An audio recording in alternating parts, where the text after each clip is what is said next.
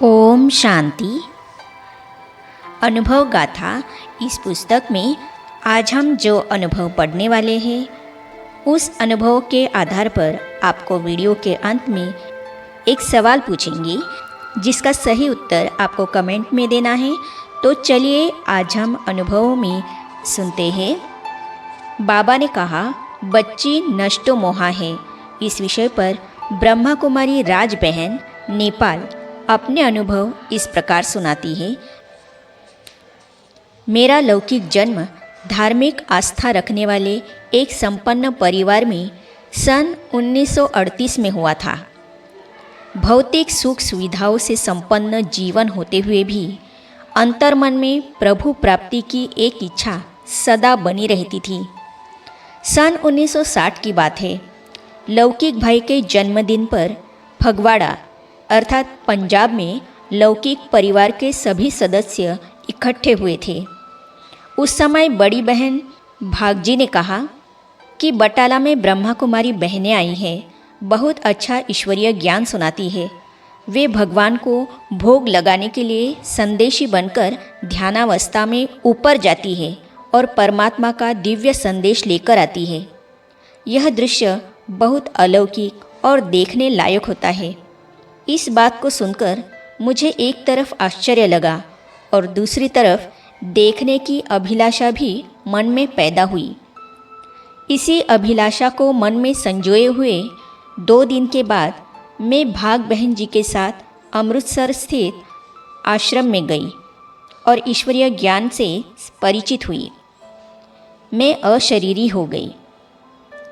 ज्ञान में तो मैं चल पड़ी, लेकिन बाबा से मिलन 2 साल बाद हो पाया, क्योंकि नए मार्ग में थोड़े विघ्न तो आते ही हैं। लौकिक पति पहले तो बड़े सहयोगी होकर चले, लेकिन धीरे धीरे कठिनाइयाँ शुरू हुई, जिस वजह से बाबा से रूबरू मिलन 2 साल बाद हुआ। पहली बार जब मैं बाबा से रूबरू मिली तब हमारी पार्टी की संख्या 32 की थी। चंद्रमणि दादी हमारी गाइड थी। बाबा का इशारा पाते ही मैं बाबा की गोद में समा गई। चंद्रमणि दादी ने बाबा को हमारा परिचय दिया। सभी का परिचय लेकर टोली खिलाने के बाद लास्ट में बाबा ने मुझे मुख में टोली खिलाकर मस्तक पर प्यार से पुचकार दी। मैं अशरीरी हो गई। बाबा ने बहुत प्यार से कहा, बच्ची नष्टो मोहा है। वरदान साकार हो गया। उसके बाद मधुबन में मुझे यह दृढ़ स्मृति आ गई कि मेरा संसार ही बाबा है। साकार बाबा ही माता पिता, टीचर, गुरु, साथी, सर्व संबंधी है। मैं अपने इस संसार को छोड़कर पुरानी दुनिया में कहीं चली गई थी। यह सोचकर आत्मग्लानि होने लगी। मधुबन आए 3रा दिन था। मैं भोली दादी के कमरे में सोने चली गई। आत्मग्लानि के कारण आंखों से आंसू निकलने लगे। चंद्रमणि दादी कमरे में अचानक आई और पूछने लगी, राज, आप क्यों रो रही हो? क्या चाहिए? क्या बात है? मेरे से बोला नहीं गया। तब बाबा को बुलाकर ले आई। चारपाई पर बैठकर बाबा मुझे गोद में लेकर पूछने लगे। तब भी मैं रोती रही। मुख से निकला, बाबा, मैं कहाँ दुनिया में चली गई थी? यह नहीं होना चाहिए था। तब बाबा ने दिल से गले लगाया और कहा, बच्ची, वह तुम्हारा पहला जन्म था, यह दूसरा जन्म है। उसे भूल जाओ, तुम सब कुछ भूल जाओगी। ये बोल जैसे कि बाबा के वरदान बन गए। लौकिक बाप का नाम चेहरा भूल गई। उस समय उनको शरीर छोड़े 5 साल हो गए थे। मेरी 2 अपनी छोटी बच्चियाँ थीं, जिनको मैंने ही पालना दी थी। उनका भी नाम भूल गई। इस प्रकार बाबा का नष्टो मोहा बनने का वरदान साकार हो गया। जग को भुला दे बाबा का ऐसा दुलार, प्यार और पुचकार मुझे यह विश्वास कराने के लिए काफ़ी थे कि मैं जिनसे मिल रही हूँ वे स्वयं भगवान ही हैं। उनमें ही ऐसी दिव्य शक्ति हो सकती है जिसने मुझे पलक झपकते ही अपना बना लिया, अपने साथ सर्व संबंधों से बांध लिया। बाबा की सच्चाई की छाप। कई बांधेली माताएं मधुबन में बाबा से मिलाने अपने विरोधी पतियों को विनती करके ले आती थी। बाबा को उनकी सभी बातें मालूम होती थी, फिर भी बाबा दोनों को बहुत प्यार देते थे, अच्छे से अच्छा व्यवहार करते थे, जैसे कि बाबा को यह मालूम ही नहीं कि यह विरोधी है। वे फिर पश्चाताप कर रोते हुए माफ़ी मांगकर जाते थे और कहते थे कि तुम्हारा बाबा सच्चा है। बाबा के हर श्वास, हर कदम में सदा गुण ही गुण नजर आते थे। उनके गुणों को याद कर और फॉलो कर जो हर्ष की अनुभूति होती है, उसका वर्णन नहीं हो सकता। अगर कोई बाबा से मिलने के लिए अपने घर पर बताकर नहीं आते, तो बाबा उनके घर में तार भेज देते थे कि बच्ची या बच्चा ठीक पहुंच गया है। जब बाबा बतलाते कि तुम्हारे घर मैंने तार कर दी है, तो वे डरने लगते थे। लेकिन जब घर जाते थे तो घर में सब खुश हो जाते थे और कहते थे कि तुम्हारा बाबा सच्चा है, तुम तो चोरी से गए थे, अब हम तुम्हारे बाबा की निंदा नहीं करेंगे। योग युक्त होकर समझाएंगे तो सभी मानेंगे। मुझ में भी सच्चाई और निंदा न करने का संस्कार है। छोटेपन से ही मुझे डर लगता था कि अगर निंदा करेंगे तो चिपकिली बनेंगे, 84 लाख के चक्कर में जाना पड़ेगा। मैं बाबा को सेवा केंद्र का हिसाब देती थी तो बाबा कहते थे कि ईशु बच्ची को दे देना। बाबा मुझसे हिसाब नहीं पूछते थे।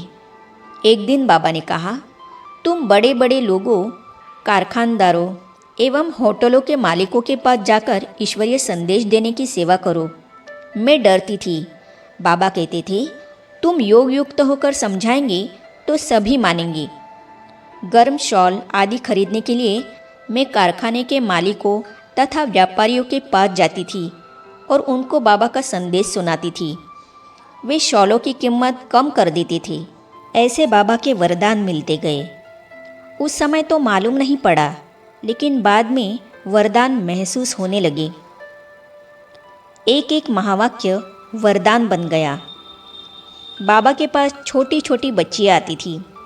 उन्हें बाबा फ्रॉक सौगात देना चाहते थे, इसीलिए मुझे कहा, अगर तुम फ्रॉक सिलाई कर सकती हो तो करो। मुझे तो गोल्डन चांस मिल गया। बाबा को फ्रॉक दिखाने बार बार बाबा के कमरे में जाती थी। फ्रॉक बाबा को पसंद आती थी और बाबा बहुत महिमा करते थे। मैं जब मधुबन जाती थी, बाबा को सेवा केंद्र का समाचार सुनाती थी, तो बाबा कहा करते थे, बच्ची तुम टिक टिक नहीं करती हो। बाबा मेरी बहुत महिमा करते थे। मैं समझती थी कि बाबा मुझको खुश कर रहे हैं, लेकिन बाबा का एक एक महावाक्य वरदान बन गया। अव्यक्त बाबा और बड़ी दादी ने भी शुरू से कभी शिक्षा नहीं दी, वरदान ही दिए। साकार बाबा के पास जब पार्टी लेकर जाती थी तो बाबा बोलते, बच्ची फलाना निश्चय बुद्धि है, फलाना नहीं है। उस समय लगता था कि यह तो निश्चय बुद्धि है। बाद में वही होता था जो बाबा ने कहा होता था। बाबा ने मुझे पंजाब से पटना भेजा, पटना के सारे सेवा केंद्रों को एक करने के लिए। मैंने कहा, मैं सभी को एक नहीं कर सकूंगी। बाबा ने कहा, बच्ची तुम एक कर सकती हो, तुम्हारे में एकता की शक्ति है। तुम अपने को नहीं जानती, बाबा तुमको अच्छी तरह जानता है। तुम बिगड़ी को ठीक कर सकती हो। पाठकों के लिए मैं सिर्फ इतना ही कहूँगी कि मैंने जो सुख प्यारे शिव बाबा से पाया है, वह आप भी पा सकते हैं, अगर एक बल एक भरोसा रख आगे बढ़ेंगे। आगे हम पढ़ेंगे, बाबा ने खिलाया घी और मेवा। इस विषय पर ब्रह्मा कुमार नितिन भाई सायन मुंबई अपने अनुभव इस प्रकार सुनाते हैं। तो इन अनुभवों को हम पढ़ेंगे अगली कड़ी में। तो ये जानने और पढ़ने के लिए इस चैनल को सब्सक्राइब करने के साथ ही साइड में जो बेल आइकॉन है उसे भी क्लिक कीजिए, ताकि आने वाली सभी वीडियो और अब तक की सारी वीडियो आप तक पहुंचती रहेगी। आज के अनुभव से ये रहा आज का सवाल। इसी अभिलाषा को मन में संजोए हुए 2 दिन के बाद मैं भाग बहन जी के साथ कौन से स्थित आश्रम में गई और ईश्वरीय ज्ञान से परिचित हुई? ऑप्शन ए है पटना और ऑप्शन बी अमृतसर। अपना सही जवाब कमेंट्स में ज़रूर लिखिएगा। ओम शांति।